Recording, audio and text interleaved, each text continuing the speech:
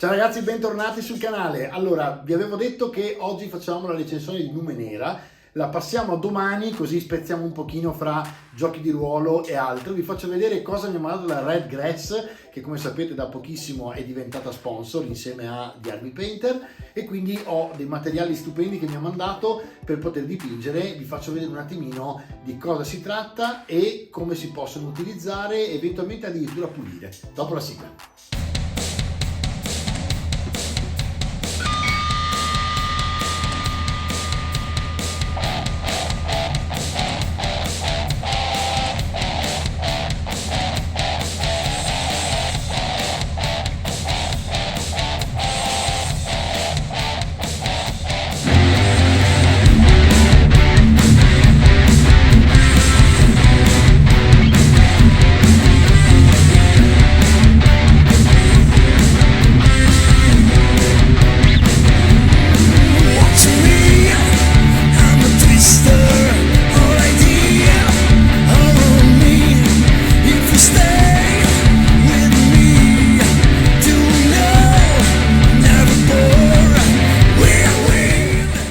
Ragazzi, quello che vedete qua è una porzione della mia scrivania che, come vedete, spesso durante i tutorial piuttosto che quando mi inquadro all'inizio delle puntate, e sotto metto sempre un cutter, un cut mat, cioè un tappeto per il taglio, perché poi sopra molto comodamente mi appoggio la mia scrivania portatile e con questo ovviamente poi faccio tutorial eccetera eccetera. Vi voglio far vedere, scusate se ho spostato la telecamera un pochino, che cosa mi ha mandato la Red Grass.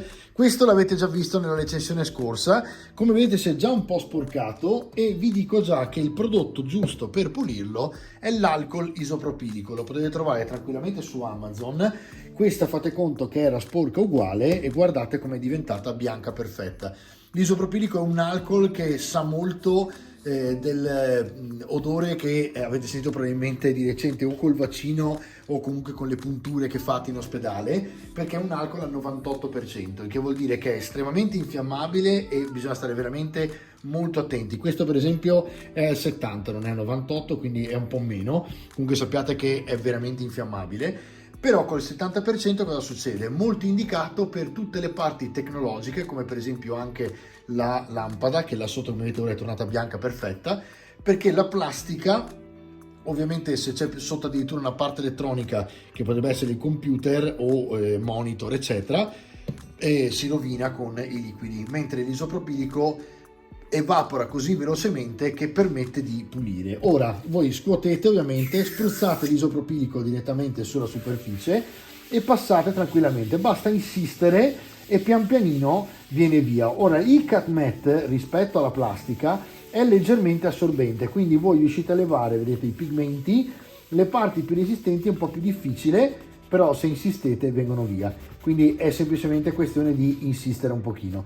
Se non viene via in questo modo qua, col cut mat potete anche addirittura utilizzare un pochino di limetta eccetera eccetera, comunque bene o male si pulisce, mentre guardate la plastica torna veramente nuova praticamente e vi dà un po' di senso di pulizia quando la utilizzate. Parlando di questo, a parte il modo in cui si pulisce, vi faccio vedere cosa mi ha mandato la Red Grass, che è stata fantastica, perché veramente non posso fare altro che ringraziarli per il materiale che mi hanno inviato. È una delle marche che attualmente tutti i pro painter considerano come la marca dei pro painter, ed effettivamente hanno tutta una cura del dettaglio, del minimalismo, della grafica, e vedete ora anche dei pennelli, che è veramente elevata. Allora vi faccio vedere con un portapennelli. Questo è il Dry Brush, che è un pennello, come vedete, a piatto, diciamo, sì, mi viene da dire lama perché è laminato, in realtà ovviamente è a pelo, e questo praticamente lo pagate, perché è sintetico, poco più di 5 euro. Differenti invece sono i due pennelli, di cui loro pubblicizzano tantissimo il fatto che con due pennelli di questa misura si può fare veramente tutto. Infatti uno dei due è un 2 zeri e uno dei due invece è un 2 per l'appunto, quindi avete una punta molto più larga. Vediamo se avete bisogno del fuoco. Perfetto, andiamo a zoomare così li vediamo da vicino. Vedete? Qui avete un 2 e qui avete un 2 zeri praticamente. Con questi due pennelli effettivamente voi coprite tutte le campiture. Perché si riesce a fare tutto con due pennelli? Perché di fatto quando vi siete fatti la mano, il dry brush è una tecnica a parte e giustamente hanno fatto un terzo pennello fatto apposta solo per quello. Gli altri due sono Kolinsky, quindi ovviamente pelo di martora, un po' più costosotti ovviamente, quindi siamo intorno alle 14 e qualcosa euro a pennello, quindi vanno utilizzati con un certo criterio, puliti con il sapone e sempre ogni volta che vengono utilizzati, se volete che il pelo e la punta si mantengano integri e ovviamente durino di più nel tempo, no? Sono fantastici per essere utilizzati con la wet palette perché ovviamente sono perfetti per i colori a liquido ovviamente e per niente indicati per i colori asciutti, quindi non fate dry brush ovviamente con questo pelo perché è molto morbido, mantiene moltissimo la punta e non ha nessun senso rovinarlo. E sotto questo aspetto, se voi vi siete fatti la mano, effettivamente con il 2 coprite tutte le campiture iniziali e con il 2 zeri fate tutti i particolari, compresi gli occhi per esempio degli Space Marine. Poi io arrivo anche a 5 zeri, però effettivamente è una comodità. Avete talmente poco pelo che riuscite a farlo ancora più facilmente, ma con la mano giusta effettivamente con questi due si fa tutto. Poi la Redgrass mi ha mandato gli Everlasting Wet Palette, che sarebbero l'Hydration Paper, che sono praticamente come vedete qua, i fogli, praticamente chiamiamoli di carta da forno, che servono a fare praticamente la wet palette. Quando voi dovete cambiarlo, semplicemente mettete via, piegate e ripiegate e sotto avete il foam che potete anche andare a lavare e avete praticamente il cambio con il nuovo pezzo di carta e avete praticamente di nuovo la wet palette pronta. Ovviamente non vi preoccupate per questo perché basta lavarlo sotto l'acqua, volendo anche col sapone, e si leva, ok? Ultima cosa che mi hanno mandato, e tra le altre molto molto interessante, è questa, la Glass Palette. La Glass Palette, ovviamente per la misura della mia, che sono molto affezionato alla misura piccola, questo è fantastico perché, come se vi ricordate bene, tagliate le strisce, le mettete in un bastoncino e lo trasformate in una spugnatura per il weathering.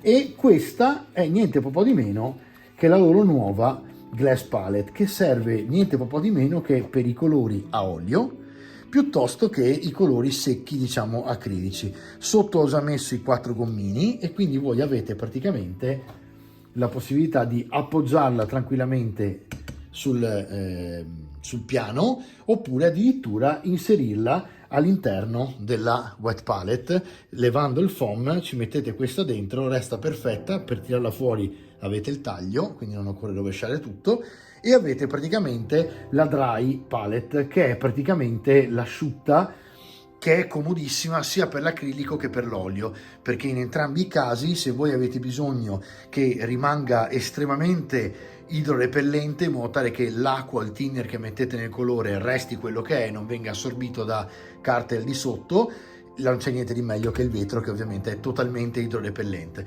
E queste sono le cose che in sostanza mi ha mandato Redgrass, che sicuramente useremo in queste puntate. Vi farò vedere dei tutorial su come utilizzare proprio i loro prodotti e proveremo ovviamente a usare sia la wet palette che la glass palette insieme, in modo tale che vedremo la differenza delle consistenze dei colori. Ragazzi, recap e ci salutiamo.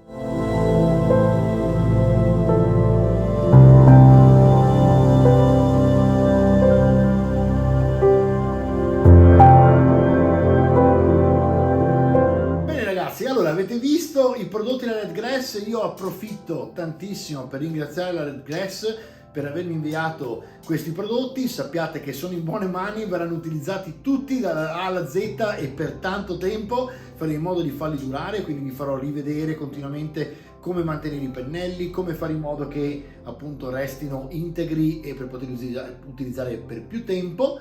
E detto questo, ragazzi, io vi ringrazio, faremo dei tutorial molto settoriali in modo tale che utilizziamo solo Red Grass, solo Army Painter, eccetera, con dei format proprio, in modo tale che vedete i vari prodotti quanto fanno per voi, se rendono per voi ovviamente, perché quello che serve a un hobbista è vedere e avere varie possibilità di scelta per poi fare e seguire la propria strada e a volte mescolare un pennello di una casa a un colore di un'altra. Ci vediamo alla prossima puntata. Ciao!